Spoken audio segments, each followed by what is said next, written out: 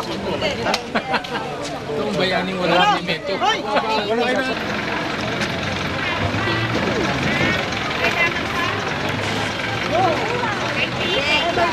Always go. Even kung may free, ito, pirma ba ito?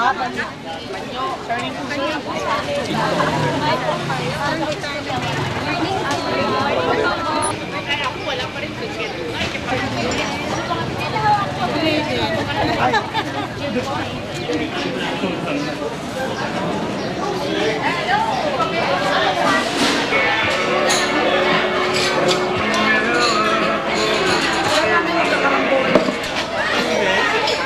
Thank you.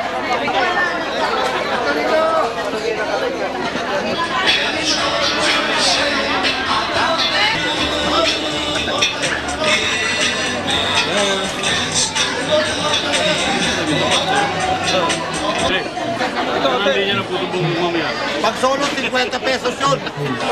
Eh, wala ka lang kung kayo paring may gang. Yan yung linya na puto. Wala ka lang.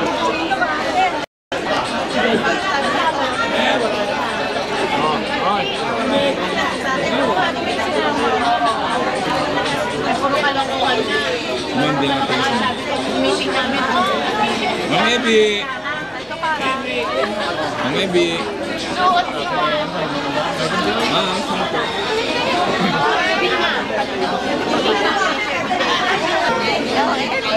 tandaan mo ha, kada kuha nito, 50 pesos. I-charge sa'yo. Sa kanya ha, tandaan mo sa kanya ha. Okay, ano, pwede. Oo.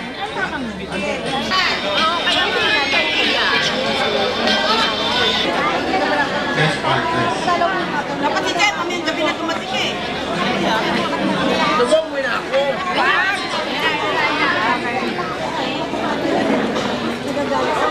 Masing! Tawag mo na nila na tayo.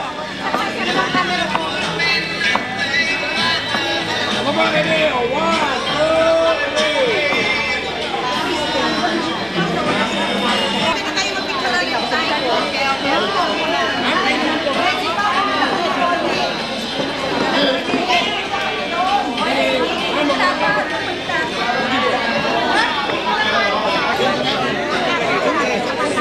Okay, magandang umaga sa inyo lahat. Bago natin pasimulan ang ating programa, magsasalita muna ang ating presidente. Classmates and batchmates, yung mga hindi nagpaparegister, hindi kasama sa raffle. I'm sorry, pag wala ang pangalan nyo, hindi kayo nagpa-register. Sa Campus Tela Valley. Si Bading meron na, bakit hindi pa siya nakaregister? Ganyan na ano ang presidente natin ngayon. Diba? May sardinas yan, noodles, at saka 2 kilo bigas. Magpahanggang bukas yata, mayroon pang additional na activity ay isang tunay na celebration of life. Dahil, sabi nga ni Father kanina, survivors pa tayo ng ating batch. So we have to thank God for all His blessings, lalo lang sa pagdating ng ating mga kabatch na nagbiyahe pa mula sa ibang bansa.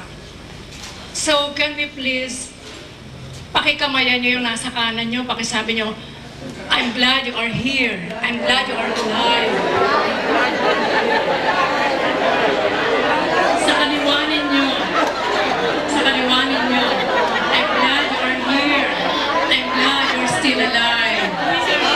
Alive, alive, alive, alive, alive. Palapakan natin ang Panginoon.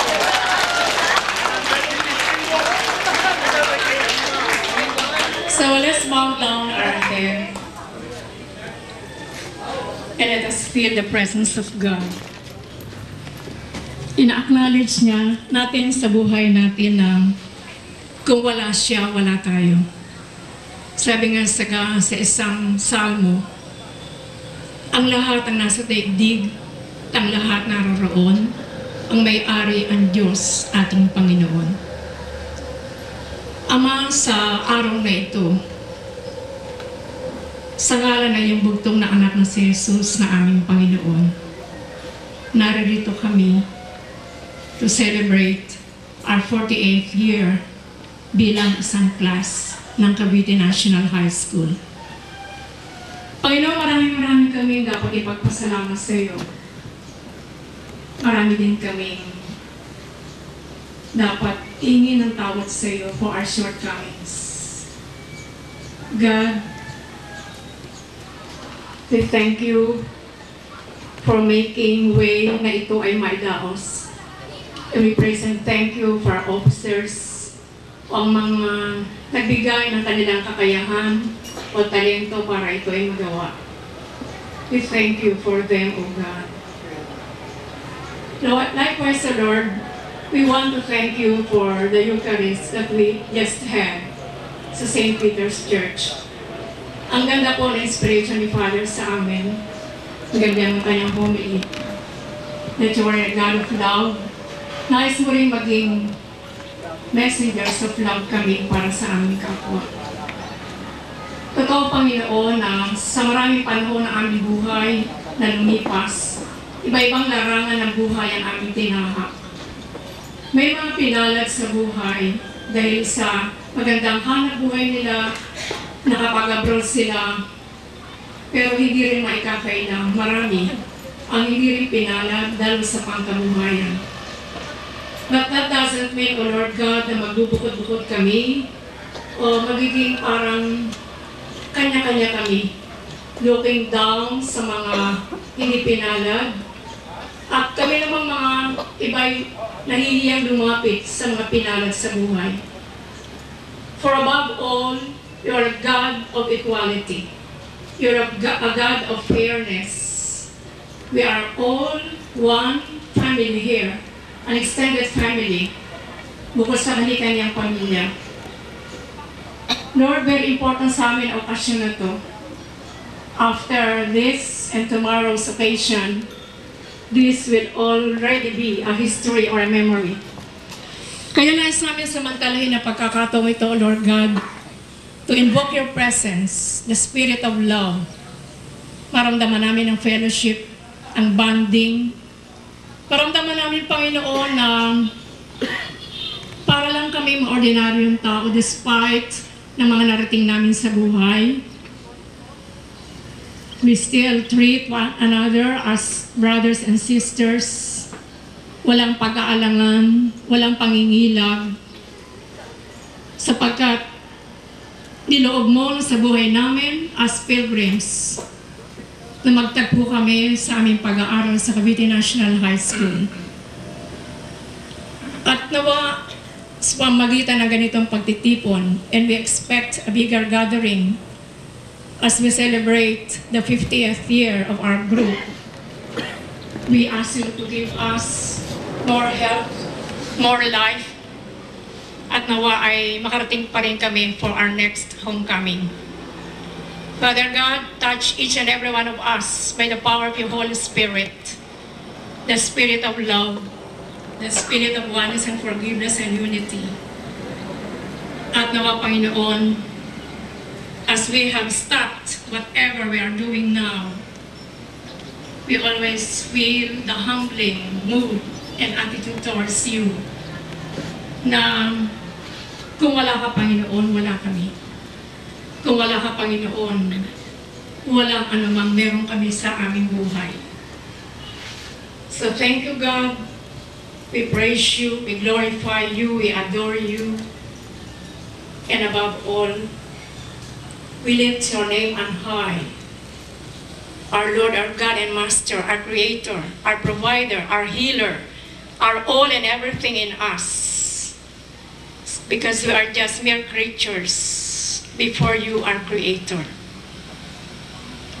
Continuously bless us, O Lord, in the might and power of your Spirit, as we all ask this, in the name of Jesus Christ, your Son, our Lord, one God, who we worship now in spirit and truth, forever and ever. Amen. In the name of the Father, the Son, of the Holy Spirit. Amen. Amen. Hindi ko pwede.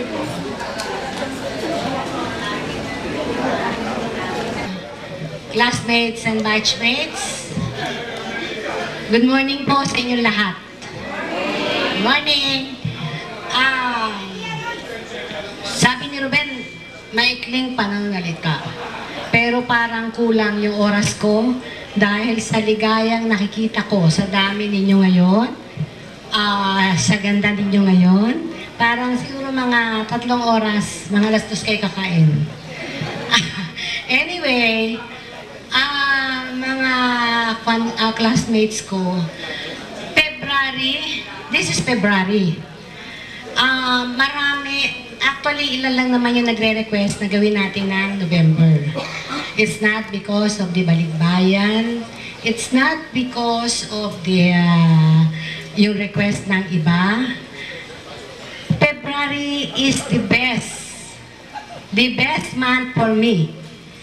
Malamig ang simoy ng hangin, malamig ang ulo ng mga tao, presko, lalong-lalo na ito ay suited para sa mga, excuse me for my word, senior citizens. Okay, di ba? Higit pa, 5 taon na nalampasan natin. At isa pa, talagang ang February ay tama, siguro 50th year natin, yung pa rin ang gagawin nating buwan. Although marami, hindi naman marami, ilan lang na gusto November, pero napakainit. So, yun ang reason. And then, ang February ay buwan ng pag-ibig. Pag-ibig ng bawat isa sa atin. Pagmamahalan, nawala ang mic. Pagmamahalan natin sa isa't isa, yun ang dapat nating pairalin sa tuwi-tuwi na. Marami tayong pinagdaanang sitwasyon na hindi kaaya-aya sa isa't isa, pero nandito pa rin lahat. Nandito tayo, nagsasama-sama, nagmamahalan. Mga classmates, ito pong araw na ito, nakita ko ang mga excitement sa mga mukha ninyo. Talagang ang sasaya ninyo, kahit masasakit na yung mabalakang, masakit ang paa. Di ba? Pinilit nating makarating sa ating minamahal na alma mater. Ang mga excitement na nakikita ko, hindi naman excitement na masaya kayo, kasi alam ko nakangiwi na kayo. Pero excitement nyo, yung makita nyo yung mga dating kaibigan nyo. Pero higit sa lahat, yung mga crush nyo. Crush namin ni Cora, wala dito, Cora. Cora, alam mo yun, Fred? Kung sino yung crush natin. I'm sorry, my husband. Siyempre, no, teenager, merong crush. Akala ko si Joel ang crush ko noon. Si Joel.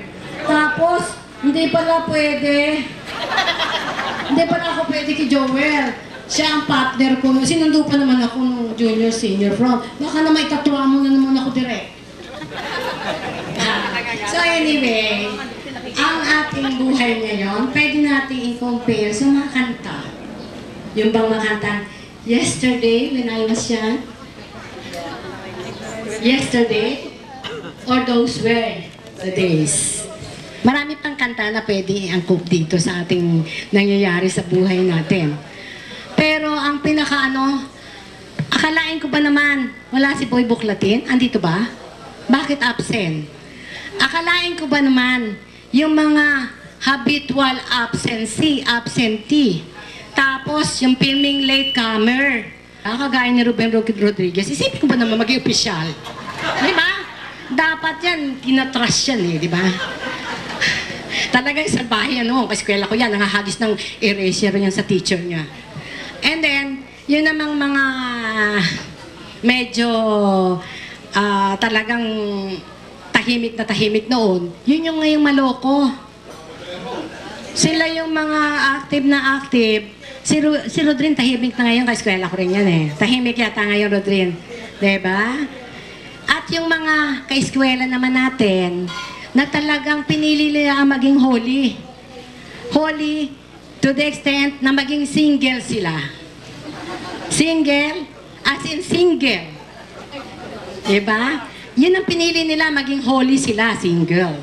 Pero napakaswerte natin dahil marami na ang nawala na unang naglagbay sa atin.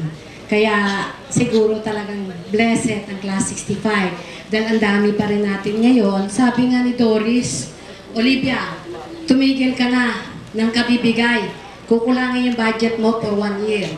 Doris, pakinggan mo ako. Sabi mo, walang mawawala dahil mababawasan ang pondo ko as president. Natatanda mo ba yung nag-iyakan tayong dalawa dahil sa kantsawan? Anyway, hindi ko na uulitin yun. Kung lang naman yung pagmamahalan namin ni Dory sa isa't isa. At ganyan ka ang ating treasurer. Ganyan siya ka